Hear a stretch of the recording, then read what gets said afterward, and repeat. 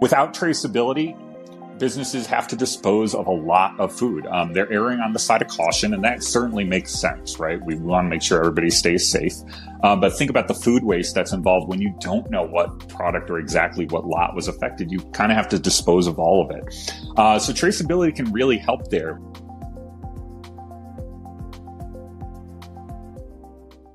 Hello and welcome to the Next Level Supply Chain with GS1 US, a podcast in which we explore the mind-bending world of global supply chain, covering topics such as automation, innovation, unique identity, and more.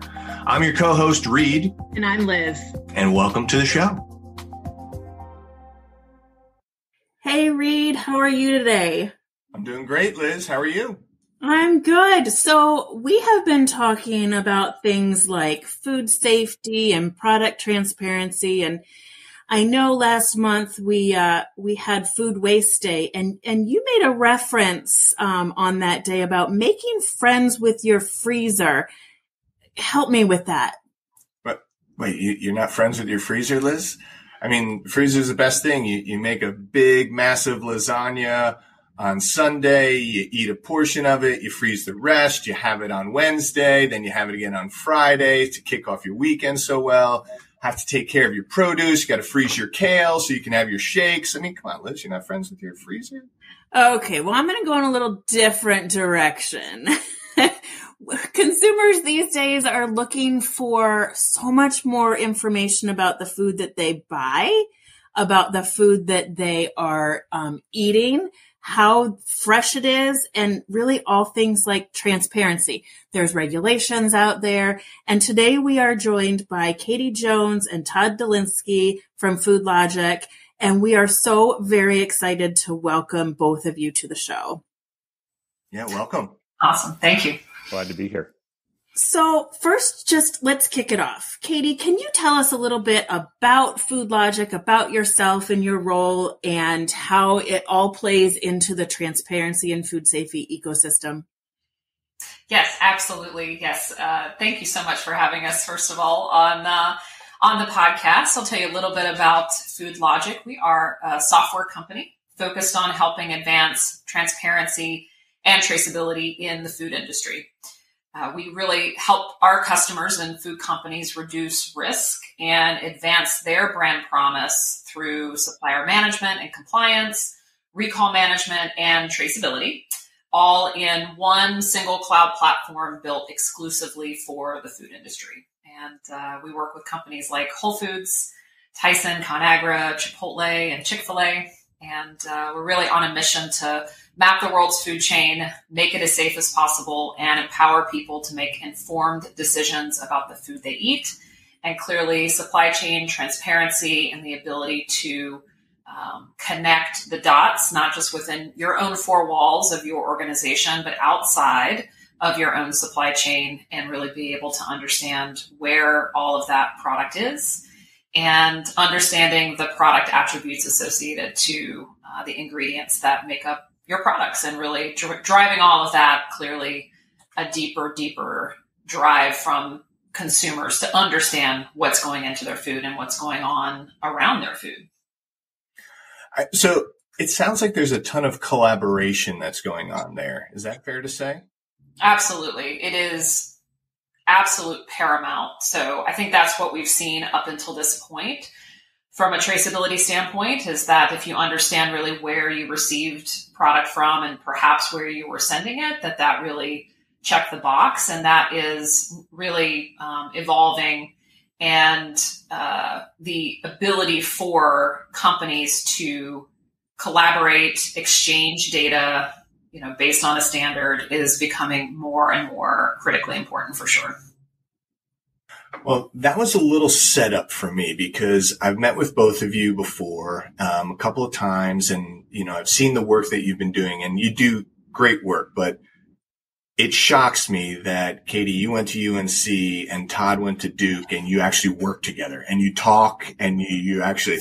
So just a little bit of fun there. I know that the Final Four this year. So it's I notice Todd's still quiet because UNC won, but. Todd, we'll give you a chance. We'll give you a chance later in the show.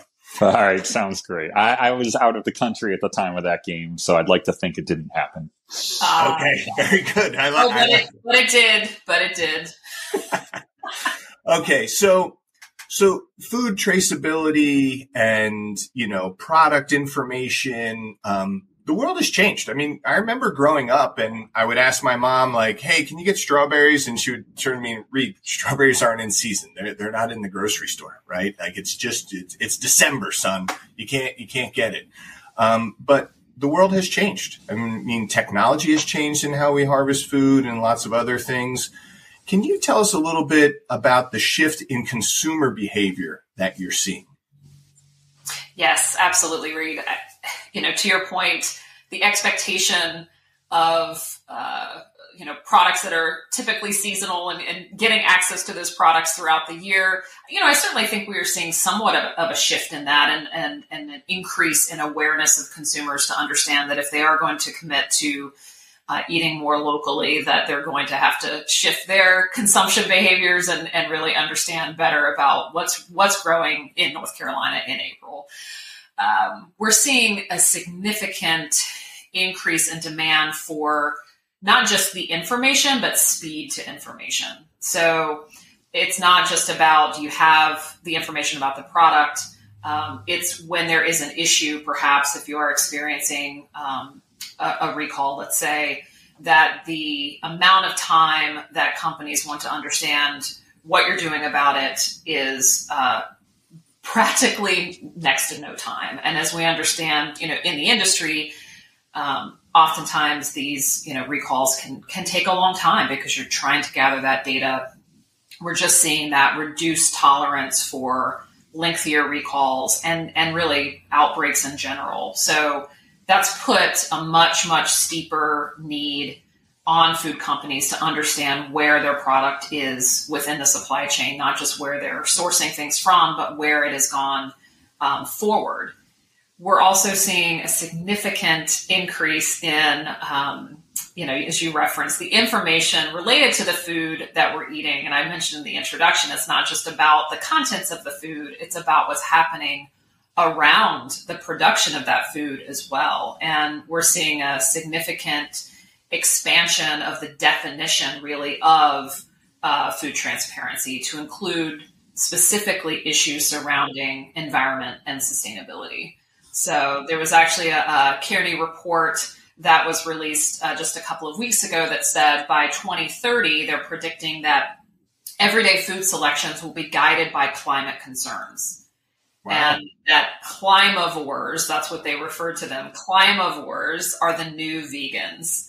And so this understanding, not just, again, about the individual ingredients, but what was the process that it took to actually produce that food, water usage, labor practices, all sorts of attributes that are really expanding beyond just the contents of the food.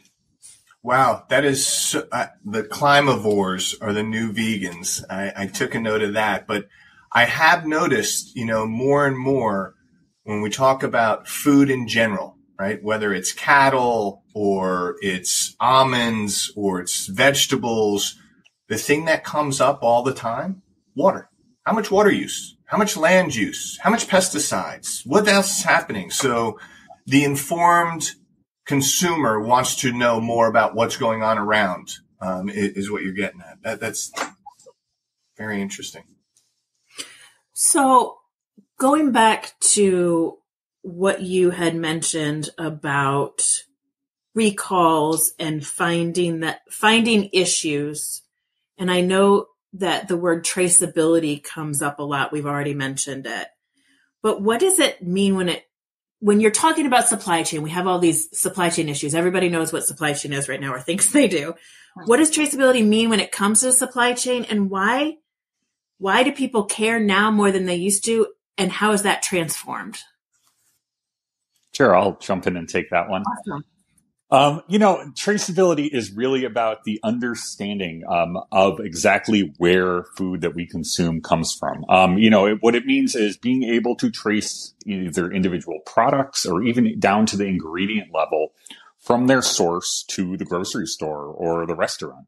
So we're really talking about greater accuracy and precision in understanding where food comes from, how it was produced, perhaps that water usage we were just talking about.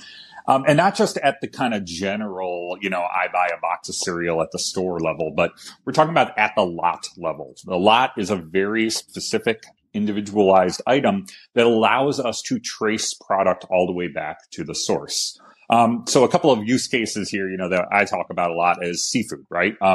We're all familiar with, how seafood that's ripe with food fraud. DNA testing shows that often, when we say we're buying tuna at the retail establishment, maybe it's not tuna, maybe it's something else, or maybe some of those specialized fishes are actually tuna.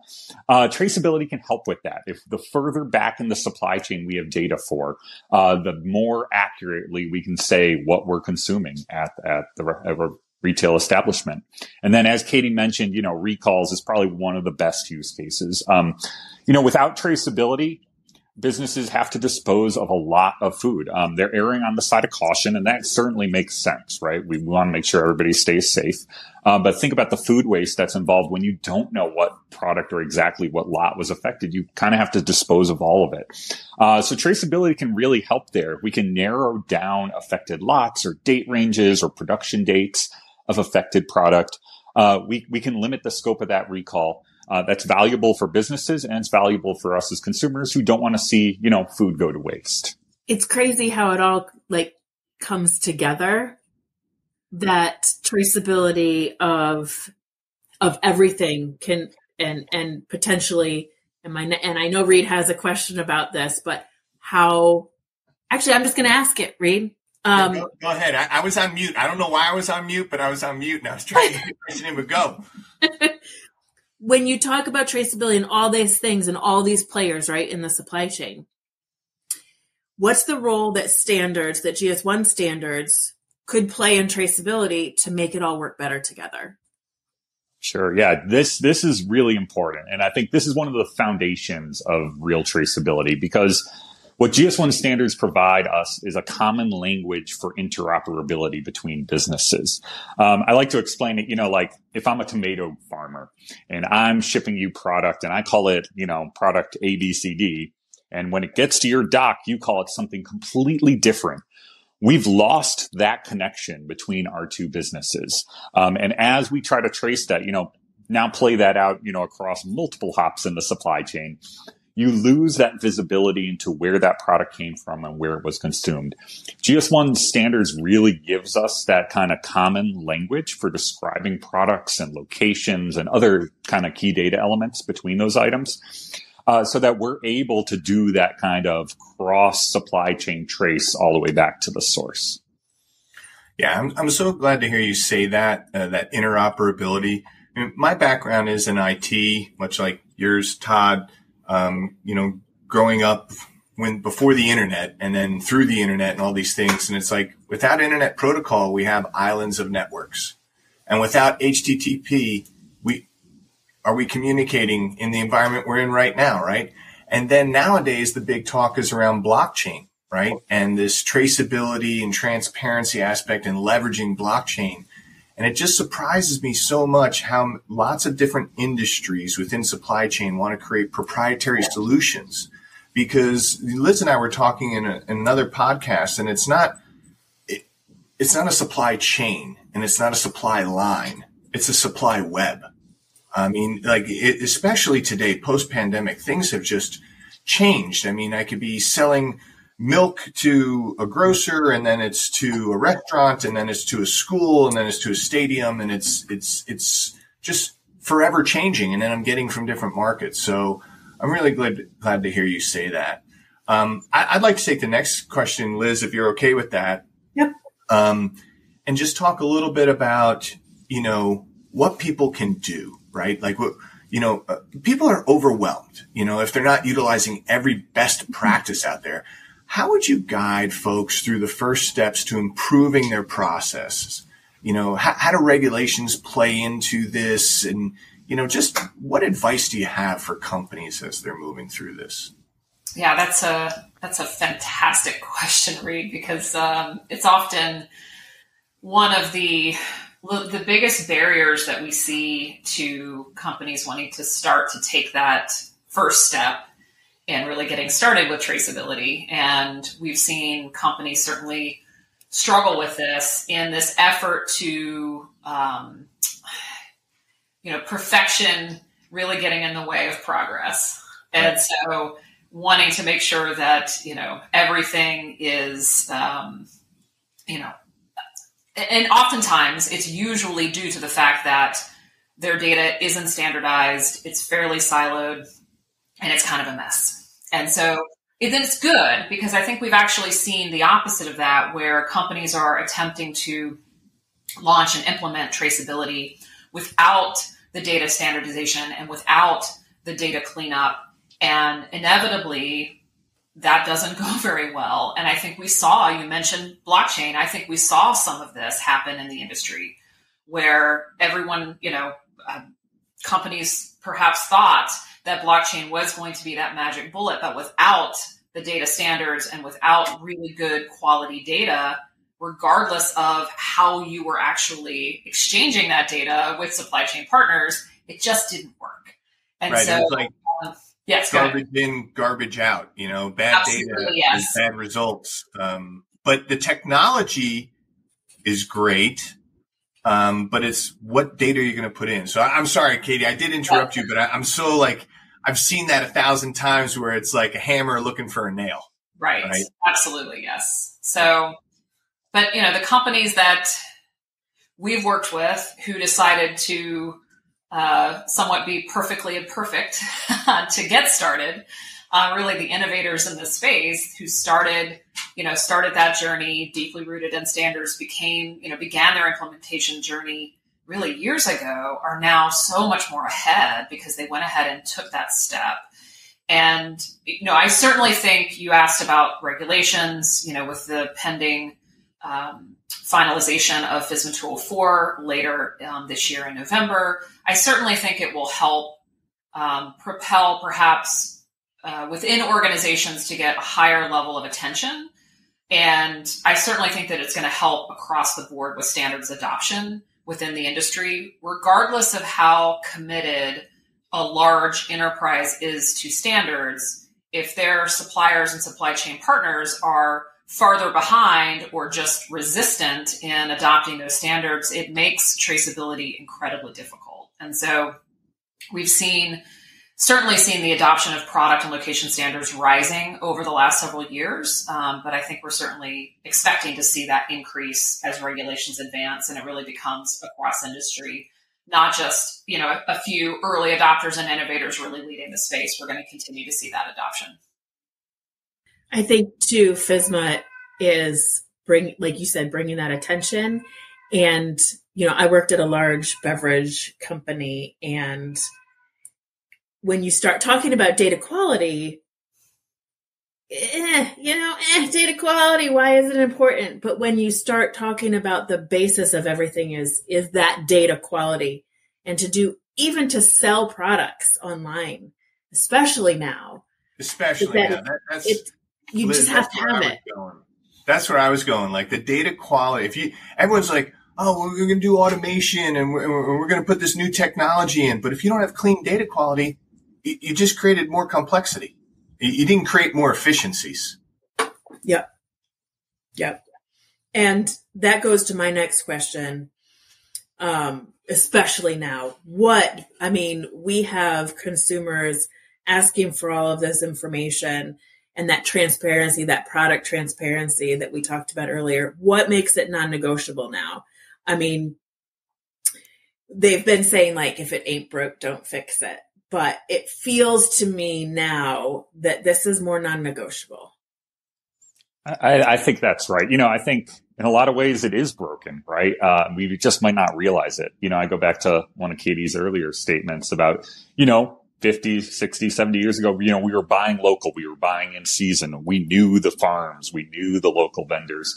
The supply chain has changed. The world has changed, right? We've now got food coming in at all times from all places. And so, in a lot of ways, we need to upgrade our tooling to ensure that we can see into things. I think, again, back to some of the recent recalls where it can take weeks or months to track down exactly what the culprit is. I don't think that's working for people. And really, it's not a problem of technology in a lot of ways. We have the standards we've talked about. We have databases. We have servers. We have all of that. I think it's more of a problem of, willpower and incentive, financial incentive. So that's kind of where some of the standards like FSMA 204 really come in to kind of draw everybody forward, into the future where, this will work as designed.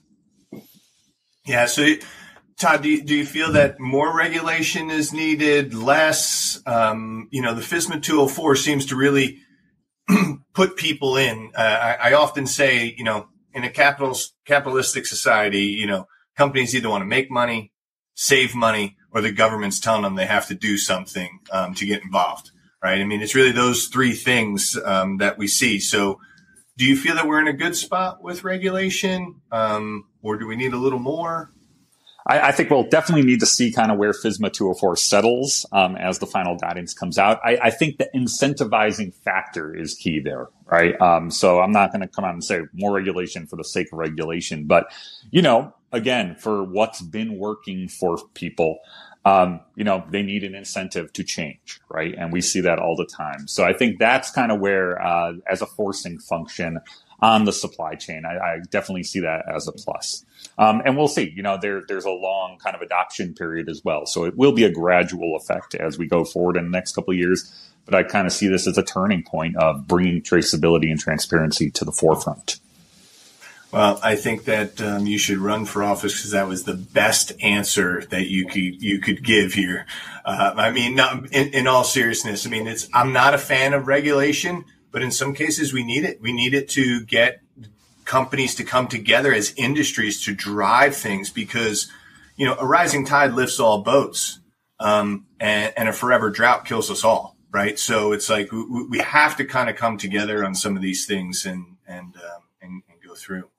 Well, and like Katie said earlier, you've got these players in the supply chain that are want to be transparent. They want to have this traceability. But if all folks within that supply chain aren't also doing that, it makes it very difficult. And hopefully that's what some of this regulation and these conversations will do. Yeah. Yeah. All right. So we're getting to that time of the show where we have to start wrapping things up. And we've really enjoyed having you both today. And there's so much more that we could talk to. And hopefully we can kind of have you back on the show. But before we leave, what I would like to ask you, we ask all of our guests this, but what's your favorite technology that you're leveraging today? What's something that you're using? It doesn't have to be for work. It could be for work, but it could be on a personal level. Make your life a little better. Katie, why don't we go with you first? Yes. So pretty much anything that has to do with food delivery or pickup.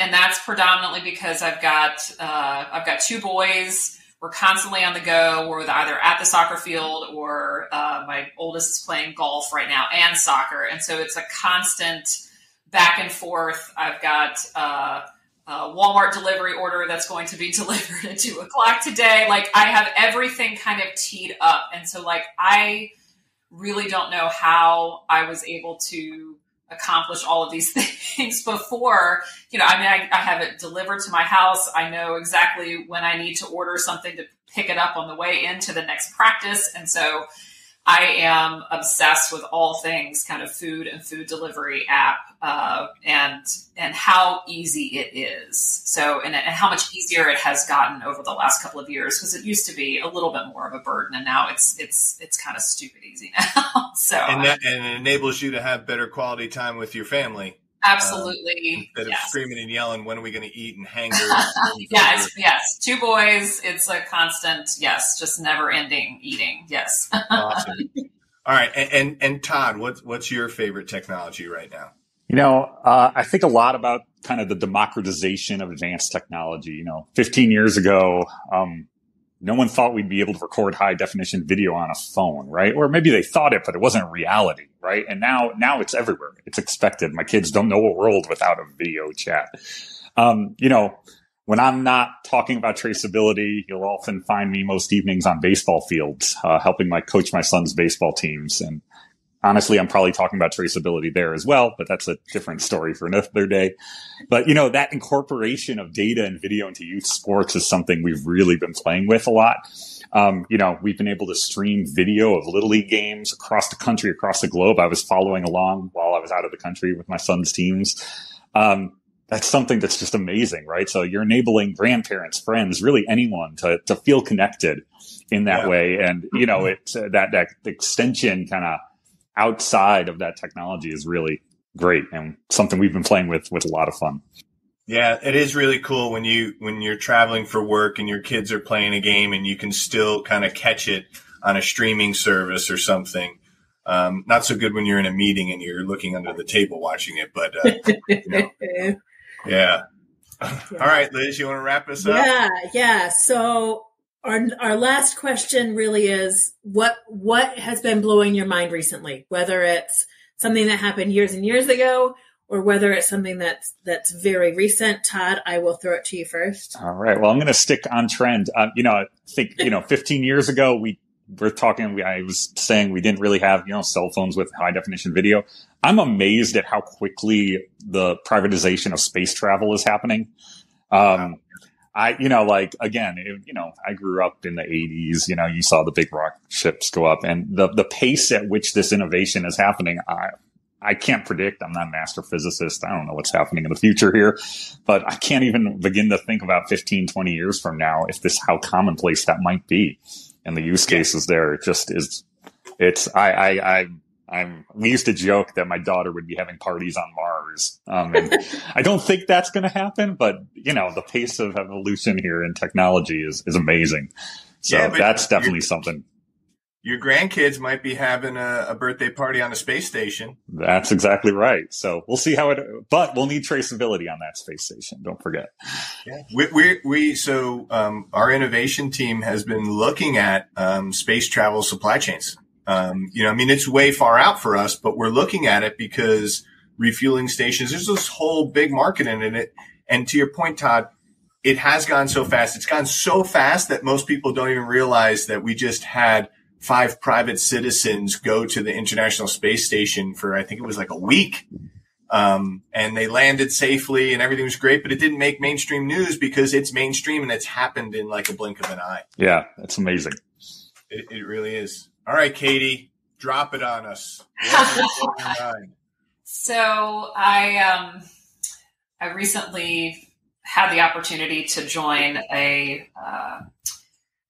executive leadership group made up entirely of women executives, and I am just continuously in awe of women who are leading with authenticity and with vulnerability, and quite frankly, just not trying to do it just like a man.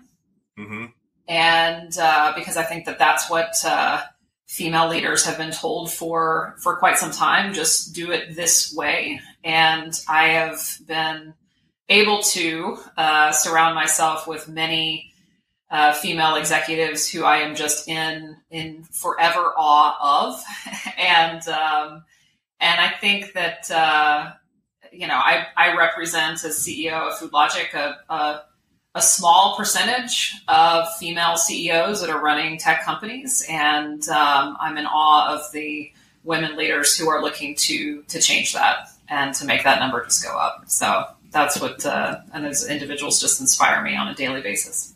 Well, I'm glad you brought that up. I love the authenticity aspect. I think, you always have to look for a positive out of any negative. And with the pandemic shutting us all down and putting us all at home, I think it enabled us to be more authentic at work, right? And sitting on a Zoom call with an infant, right? You would have never done that prior to that. And I grew up with, a mom and 3 sisters, and my mom stayed home and took care of all of us. And I see folks like yourself, you have 2 kids, and it's just like, life is tough. Like, it's tough for all of us. Why can't we just be ourselves and go through it? So thanks for bringing that up. That's really fantastic. All right. So quick recap. Climavores are the new vegans. And that's real. I mean, that's what's blown my mind. Like, that's the whole thing of, you're going to notice that now after listening to this podcast. And Todd, I really appreciate you calling out GS1 provides interoperability in a common language. And traceability really needs standards. Otherwise we're taking 2 steps back and 1 step forward, as opposed to 1 step back and 3 steps forward. So this whole cleansing your data, it's slow down a little so that you can speed up. I mean, Katie, you pointed that out. The folks that have slowed down and taken the time are way ahead of their competitors as to just kind of getting it done for the day. And then the speed of data and needing it, right? A recall happens. We can't wait weeks or months to find out what was the issue. We need to know today for those efficiencies. Well, I can't thank you both enough for spending the time with us and dropping some knowledge. And I wish your sons good luck in the baseball games and the soccer games. And hopefully we'll be talking to you all really soon. Excellent. Thank you so much for having us. Yes, it's been a pleasure. Thank you for joining the Next Level Supply Chain with GS1 US. If you enjoyed today's show, you can subscribe to our feed or explore more great episodes wherever you get your podcasts. Don't forget to share and follow us on social media. Thanks again, and we'll see you next time.